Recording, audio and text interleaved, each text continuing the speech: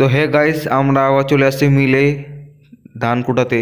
তো hello guys, good morning my YouTube family member. তো ভাই, আমি সকালে ঘুম থেকে উঠে দেখছি এটা আবার কি, বাড়ির সামনে এটা কী চলে আসছে, দেখে তো খুব অবাক লাগছে। খুবই সুন্দর জিনিস আসছে বাড়ির সামনে।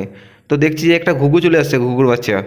তো দেখে খুব ভালো লাগলো। আর এখানে একটা কাজ লাগাইছি, তো মানে ভিতর থেকে বাইরে কিছু জিনিস দেখা যাবে না, আর বাইরে থেকে ভিতরে কিছু জিনিস দেখা যাবে না, শুধু ভিতর থেকে বাইরে জিনিস দেখা যাবে। তো এই সিস্টেম করা আছে কাজটা। আর ঘুঘুটা বলছে, আরে ভাই এটা আবার কি আছে এখানে, এটা তো ছিল না, এটা আবার কোথা থেকে আসলো? আমি যখন এসে তখন আসতাম এখানে, এটা খোলা ছিল, আর এখন এটা কি লাগাই দিয়েছে? আর ঠোঁট দিয়ে ঠোকা দিচ্ছে, ঠক ঠক ঠক করে।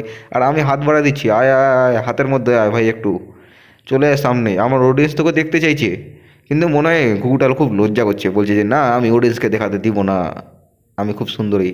সেই জন্য দেখো, ঘুঘুটা ঘোরাঘুরি করছে, কত সুন্দর জিনিস, কত ভালো লাগছে দেখে। হাতটা বাড়াচ্ছি তবুও আসছে না, হয়তো বাড়ি থেকে কিছু দেখতে পাচ্ছে না আমাদের ভিতরে, না হলে উড়ে চলে যেত। আর যে ভয় করে ঘুঘু মানুষকে দেখে, ও হাতটা বাড়াইছি, আরে ভাই আয় আয়, একটু চলে আয়, আমার অডিয়েন্স তোকে দেখার জন্য পাগল, চলে আয়। সকালে আমি দেখছি যে ঘুম থেকে উঠে ডাইনিংটার সামনে কী জিনিস, এটা দেখছি ঘুঘু। তো গাইজ শুরু করা যাক। তো গাইজ সকালে আমি কাপড় কানে পাল্টায় রেডি হয়ে গেলাম, খাওয়া দাওয়া করা কমপ্লিট।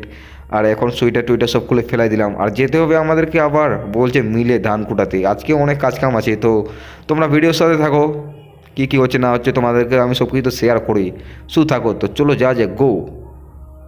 তো গাইস, আমি আমার সাইকেলটা বের করে রেডি করে নিলাম, কারণ আমি যেই ছেলেটার সাথে যাবো ওই ছেলেটা আমাকে ফোন করছে, বলছে ভাই আমরা বাইক নিয়ে যাবো, তুই আমাদের বাড়িতে চলে যায়। তো আমি ভাবছি যে ঠিক আছে, যাচ্ছি ওর বাড়ির সামনে গিয়ে দেখি কী করছে ছেলেটা।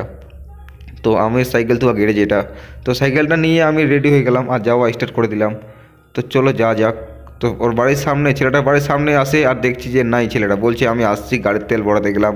তো গাড়ির তেল ভরাতে কমপ্লিট করে অনেকক্ষণ পর তারপর আসলো, তো আমরা সেখানে চলে আসলাম মিলের মধ্যে আটা কুটাতে। তো দেখছি যে যত ভিড়, ওই বাইক নিয়ে আসছি, তো যত কষ্ট করে আসলাম তো দেখো মিলের ভিতরে কত যন্ত্রপাতি জিনিস, মেশিন টেশিন তাকে ঘোরাঘুরি করছে। আর ওই যে আমার সাথে যে ছেলেটা আসছে, কার যেখানে একটা ব্যাগে চাল আছে জানি না, খালি চাল উঠাচ্ছে আর খাচ্ছে, উঠাচ্ছে আর খাচ্ছে। লোকটা দেখতে পেলে তো ওকে মনে হচ্ছে কী বলবে, আর কিন্তু ওখানে সেই লোকটা ছিল না, বস্তাটা রেখে অন্য কোথাও চলে গেলো। তো আমি ওখানে আরও একটু করে বাড়ি চলে আসলাম। আবার মাঠে একটু কাজকাম করলাম, সেটা ব্লগ বানাতে পারলাম না, কারণ আমার মনে ছিল না, বলছি ব্লগ বড় হয়ে যাবে, তো নেক্সট টাইমে দেখাবো। তো চান টান করে আমি রেডি হয়ে গেলাম, তো কাপড় কানিও পাল্টা নিলাম, আর ভিতরে থেকে এখন বাইরে আসি, মানে খাওয়া দাওয়া করবো। খাওয়া দাওয়া করার আগে দেখছি এখনও মা চান টান করেনি, সে চান টান করুক, তারপর খাওয়া দাওয়া হবে। তো দেখছি যে বাইরের আবহাওয়াটা একটু খুব ভালো আসছে, আর একটু চুল টুল শুকায় রোদের মধ্যে, এই বলে আসলাম। তো গাইস, আজকের জন্য আমি এতটুকুই ব্লগ বানালাম, আর নেক্সট টাইমে তোমাদেরকে দেখাবো খাওয়া দাওয়া কমপ্লিট হয়ে গেল। তো ভাই সাবস্ক্রাইব করে রাখো।